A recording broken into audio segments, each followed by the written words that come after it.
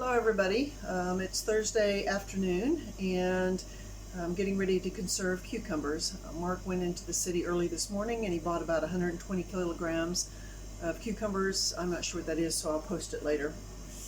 And he bought me a little bit more of the horseradish leaves and the dill because I didn't have quite enough here. And while he was gone, we were cleaning jars and getting some of them into the oven and sterilized. The guys cleaned and cut up onions. They had already done garlic for 2 days, so I have enough garlic. And they've been working outside a little bit, just ate lunch, and they're going to be in here in a little bit. And I'm going to have two of them washing the cucumbers because there's kind of a white film we need to get off of them, any dirt, and then the little bits of the flour that are still connected to the end. And then a third guy is going to cut off the ends. And once he's finished with that, I'll stack them in size here, kind of general, because it just helps me when I'm looking for a specific cucumber to stuff down in the jar. But right now what I'm doing is I'm putting ingredients in the jars. I've already done 17 over here, and here is going to be 18. And that's the most I can do with my big pots that are right here on the stove. And once a majority of the cucumbers are cleaned, I'll probably start them up. They've got hot water in them already. Yeah, they're still pretty warm. And get them boiling, because once we have the ingredients in here, and then I stuff them as hard as I can with cucumbers, we put boiling hot water on them and let them sit for 20 minutes.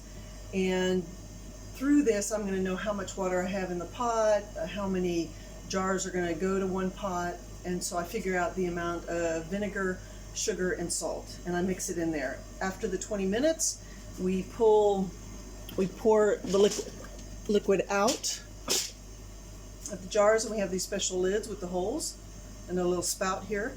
So we pour all the liquid back into the pot, we bring it to a heavy boil, put it back in the jars, let it sit for 20 minutes, and then we do that a third time and close them up. So majority of these are going to be with the key, they call it, to close them up, but I do have a few screw-on lids, which I don't mind for cucumbers. But I'm going to put in the ingredients. So already, I don't know if you can see, there's a big pinch of black peppercorn, 3 or 4 allspice corn, 3 big pieces of onion, and then some garlic, a handful of garlic, which is like about 10 cloves or so. And I've put in some horseradish leaves, and now what I'm doing is putting in the dill. So I've already got 3 of them done.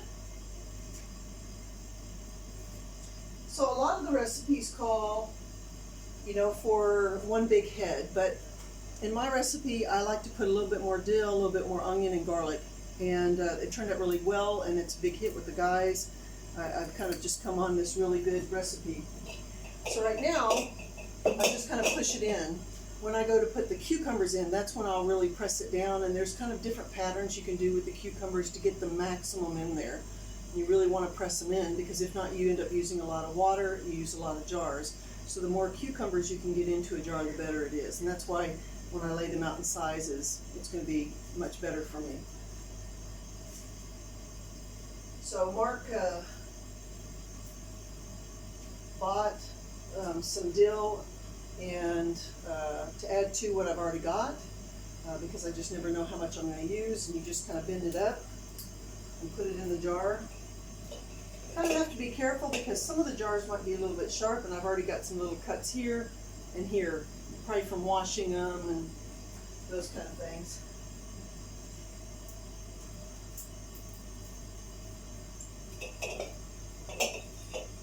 So you can buy these groupings at the bazaar, the open air market. So some of the ones he bought were horseradish leaves and then the dill inside. There's 1 or 2 already I've seen that are really for pickling tomatoes, and they use cherry leaves, but I don't need those for the cucumbers. So they've got just a little bit of string around them, so I kind of cut that off.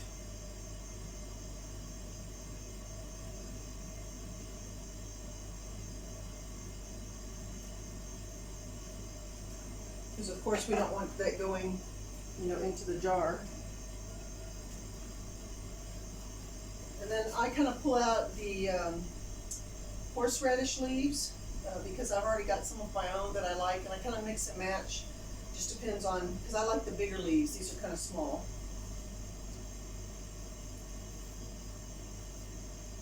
But these are really cheap, I think, for, I don't know, Mark got a huge bag full. It was like 210 grivna, which is like maybe $10, you know, at the most. Probably a little bit less than that now because of the exchange rate.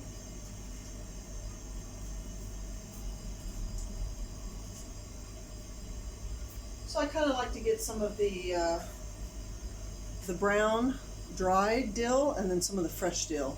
Kind of get a mixture in my jars.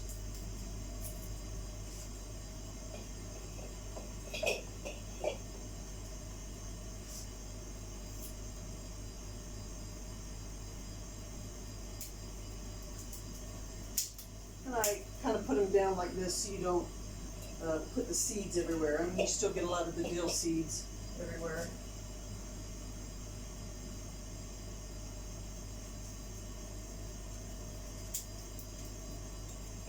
So let me get another pack. I got some earlier at the bazaar, and they're kind of dried now. I'm going to use them near the end. But I still need some of this stuff for when I do pickled tomatoes. And the dry will last a lot longer. These are a little bit more fresh.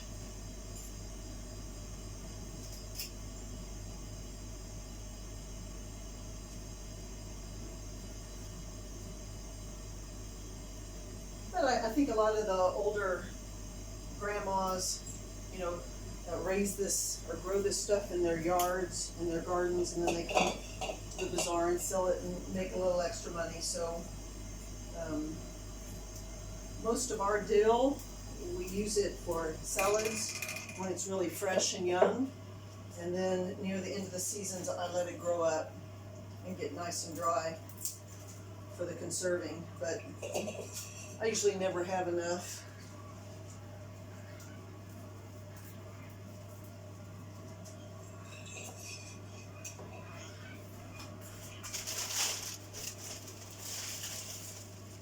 Oh yeah, here's one that's definitely for pickling the tomatoes, so it has the cherry leaves on it, or in the pack.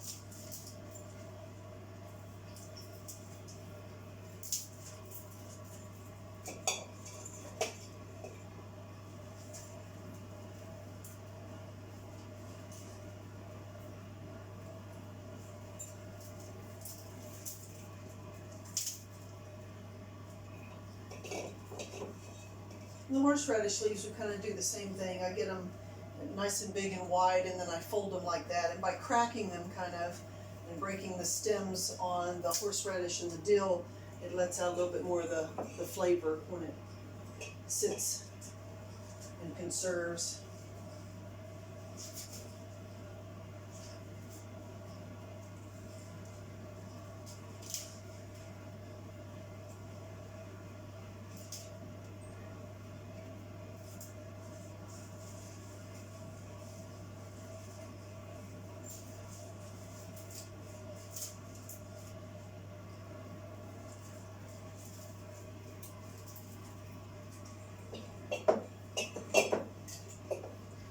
So once I have the ingredients in, what I do is I put lids on them to make sure that, you know, flies don't get in them, and my lids are back here. So these are the lids that crimp down. They've got like a little rubber seal here. They don't have the ones where you have the flat and then screw on like we do in America for the mason jars. They're a little bit different.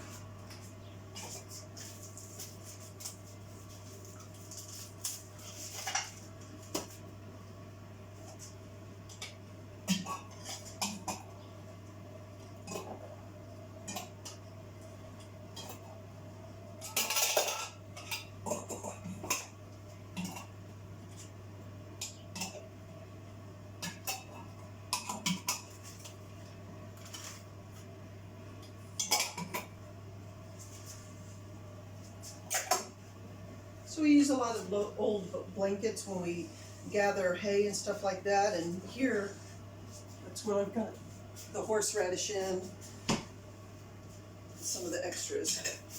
So a few screw tops here.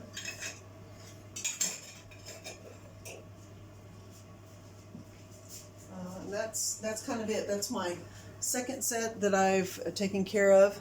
And here's my first set. Again, the 17 of them, and then the 18 of them there. And what I'm going to do is I'm going to move these over here up on the windowsill and right here, because one of the guys are going to be cutting and cleaning the cucumbers, kind of like that, and cutting the ends off. And then here we have